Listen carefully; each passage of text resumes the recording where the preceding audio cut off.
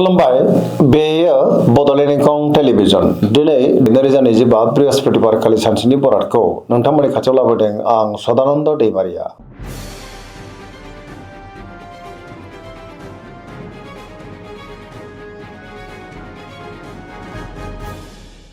सिगां फरायनो लादों मेष राशि गिबि हांखो अ ल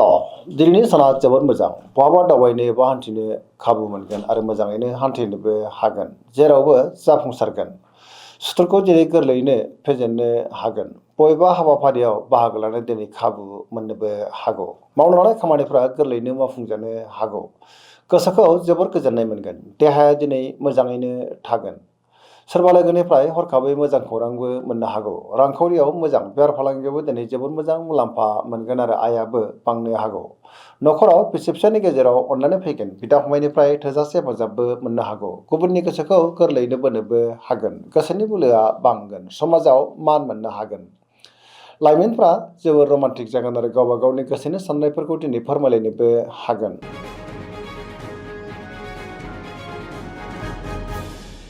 वृष राशि गिबि हांखो इ उ ब दिनैनि साना मोजां आरो गाज्रिनि गेजेरजों बाबेनलांनो हागौ गोसोनि साननायफोरा देबोर नांगोन गावनि गोसोनि साननायफोरखौ दिनै गुबुननो फोरमायनो गोब्राब जानोबो हागौ माबा मोनसे जेंनाजों मोगा मोगि जानांनोबो हागौ सुथुरनि गाज्रि नोजोर थानोबो हागौ मावनो लानाय खामानिफ्रा मावफुंनो हायोब्लाबो माबा मोनसे गोरोन्थिबो जालांनो हागौ समाजाव मान मोनगोन रांखावरियाव मोजां बेफार फालांगियावबो दिनै जोबोद मोजां मुलाम्फा मोननोबो हागोन न'खराव दिनै बिसि फिसायनि गेजेराव अननानै फैगोन अब्लाबो नाथाय नेगेटिभ एनार्जिनि गोहोमबो गोग्लैनो हागौ सोरजोंबा रायखोमा जानोबो हागौ देहाया दिनै मोजाङैनो थागोन अब्लाबो नाथाय जानाय लोंनायाव सांग्रां जानांगोन।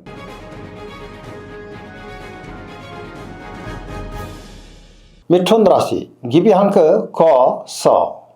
दिनैनि साना जोबोर मोजां पजिटिभ एनार्जिनि गोहोम गोग्लैगोन सोरबा लोगोजों बाख्नायजानोबो हागौ बहानिफ्रायबा हरखाबै मोजां खौरांबो फैनो हागौ गियाननि आंखाल जानाय नङा गावनि गोसोनि साननायफोरखौ दिनै गुबुननो फोरमायनोबो हागोन समाजाव मान मोननो हागोन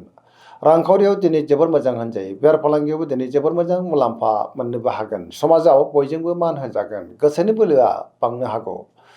मावनो लानाय खामानिफ्रा दिनै गोरलैयैनो मावफुंजानोबो हागौ सोरबा लोगोनिफ्राय थोजासे हेफाजाब मोननानै गोसोआ दिनै जोबोर खुसि जागोन सोरजोंबा बाख्नायजानो हागौ गुबुनजों मोजां सोमोन्दो लाखिनो रोंगोन आरो गोसोनि साननायफ्रा मोगथाङाव जाफुंनोबो हागौ लाइमोनफ्रा जोबोर खुसि जागोन गावबा गावनि गोसोनि साननायफोरखौ दिनै फोरमायलायनोबो हागोन।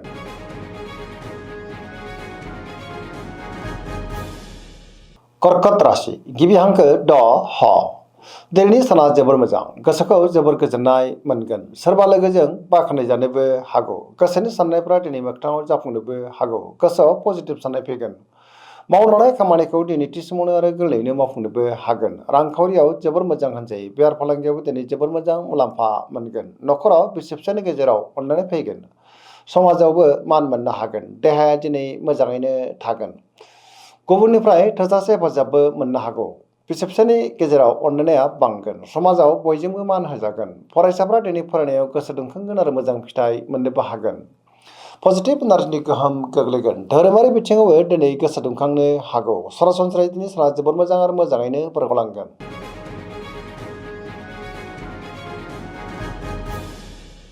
सिंह राशि गिबि हांखो म थ दिनैनि साना मोजां आरो गाज्रिनि गेजेरजों बाबेनलांनो हागौ गोसोआव गोनो गोथो साननायबो फैनो हागौ गुबुननि थाखाय दिनै नाङा फाङा जेंनायाव गोग्लैनांनो हागौ आरो नेगेटिभ एनार्जिनि गोहोम गोग्लैनोबो हागौ मावनो लानाय खामानिफ्रा थि समावनो मावफुंजायाबो जानो हागौ सोरबा लोगोनिफ्राय हेंथा फैनोबो हागौ गोथों आरो गोग्गो साननो रोंनाय नङा बहाबा दावबायोब्ला दिनै लामा सामायाव सांग्रां जानांगोन रांखावरियाव मोजां बेफार फालांगियाव मोजां अब्लाबो नाथाय खरसायाबो बांनो हागौ न'खराव अननानै फैगोन बिदा फंबायनिफ्राय हेफाजाब मोनगोन गुबुननि गोसोखौ नाथाय बोनो गोब्राब जानोबो हागौ देहाया दिनै बारा मोजां थानाय नङा गोबां रोखोमनि देहायारि जेंनाजों मोगा मोगि जानांनोबो हागौ जानाय लोंनायाव दिनै सांग्रां जानांगोन।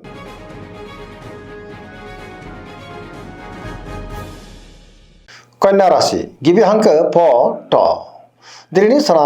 जोबोर मोजां गोसोआव दिनै पजिटिभ साननाय फैगोन गोथों आरो गोग्गो साननो रोंगोन गियाननि आंखाल जानाय नङा गावनि गोसोनि साननायफोरखौ गुबुननो फोरमायनोबो हागोन रांखावरियाव जोबोर मोजां होनजायो बेफार फालांगियावबो दिनै जोबोर मोजां मुलाम्फा मोनगोन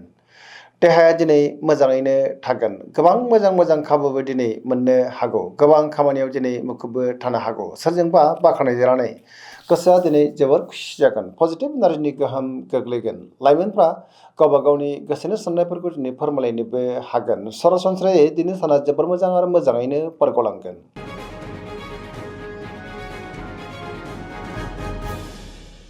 तुला राशि गिबि हांखो र थ दिनैनि साना जोबोर मोजां गोबां मोजां खाबुबो दिनै मोननो हागौ गोथों आरो गोग्गो साननो रोंगोन गियाननि आंखाल जानाय नङा सिगांनि बबेबा आद्रा खामानिया दिनै मावफुंजानोबो हागौ गोसोनि साननायफ्रा मोगथाङाव जाफुंगोन मावनो लानाय खामानिखौ दिनै गोरलैयैनो मावफुंनोबो हागोन देहाया मोजाङैनो थागोन सोरबा लोगोजों बाख्नायजानोबो हागौ रांखावरियाव दिनै जोबोर मोजां मुलाम्फा मोननो हागोन न'खराव बिसि फिसानि गेजेराव अननानै फैगोन समाजावबो मान मोनगोन गुबुननि गोसोखौ गोरलैयैनो बोनोबो हागोन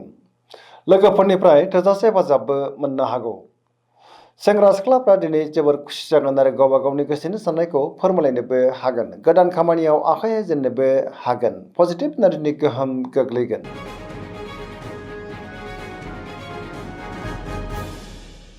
वृश्चिक राशि गिबि हांखो न स दिनैनि साना जोबोर मोजां पजिटिभ एनार्जिनि गोहोम गोग्लैगोन समाजाव मान बांगोन गोबां मुंदांखा सुबुंजों दिनै लोगो मोनज्लायनोबो हागौ सोरबा गोजाम लोगोजों बहाबा लोगो मोनज्लायनाय गोसोआ दिनै जोबोर खुसि जागोन गोसोआव गोथों आरो गोग्गो साननाय फैगोन मावनो लानाय खामानिफ्रा गोरलैयैनो मावफुंजानोबो हागौ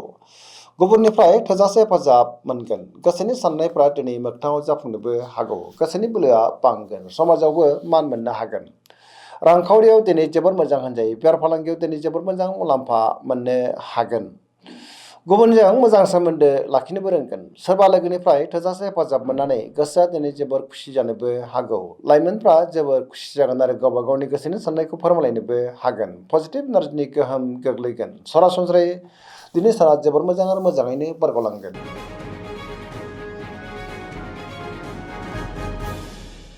धनु राशि गिबि हांखो ध फ भ दिनैनि साना मोजां आरो गाज्रिनि गेजेरजों बाबेनलांनो हागौ गोसोआव गोनो गोथो साननायबो फैनो हागौ गुबुननि थाखाय नाङा फाङा जेंनायाव गोग्लैनांनोबो हागौ मावनो लानाय खामानिफ्रा मावफुंजाया जानो हागौ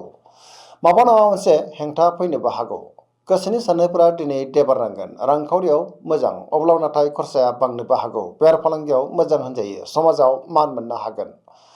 बहाबा हान्थियोब्ला दिनै जोबोर मोजां आरो मोजाङैनो हान्थिनोबो हागोन अब्लाबो नाथाय देहाया बारा मोजां थानाय नङा गगा बायदिसिनाजों खस्थ' मोननांनोबो हागौ जानाय लोंनायाव दिनै सांग्रां जानांगोन बिदा फंबायनिफ्राय हेफाजाब मोननो गोब्राब जानोबो हागौ लाइमोनफोरनि गोसोआ दिनै जोबोर आला खाला जागोन गावबा गावनि गोसोनि साननायफोरखौ दिनै फोरमायलायनो गोब्राब जानोबो हागौ।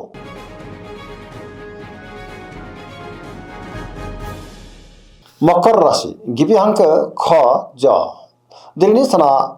जोबोर मोजां गावनि गोसोनि साननायफोरखौ दिनै गुबुननो फोरमायनोबो हागोन मावनो लानाय खामानिफ्रा दिनै थि समावनो आरो गोरलैयैनो मावफुंजानोबो हागौ गोबां मोजां खाबुबो दिनै मोननो हागौ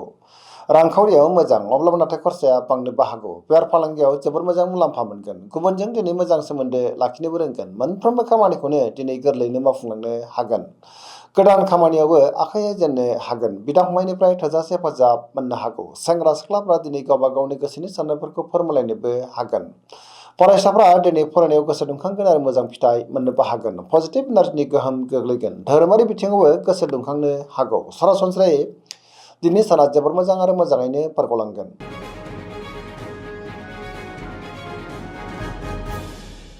कुम्भ राशि गिबि हांखो ग स दिनैनि साना जोबोर मोजां गोसोखौ जोबोर गोजोननाय मोनगोन सुथुरखौ गोरलैयैनो फोजेननोबो हागोन मावनो लानाय खामानिफ्रा दिनै गोरलैयैनो मावफुंजानोबो हागौ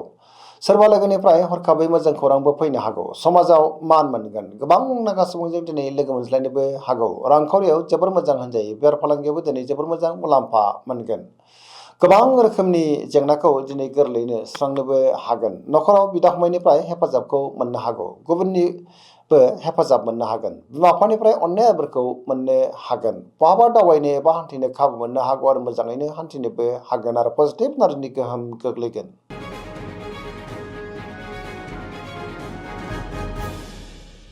मीन राशि गिबि हांखो ड स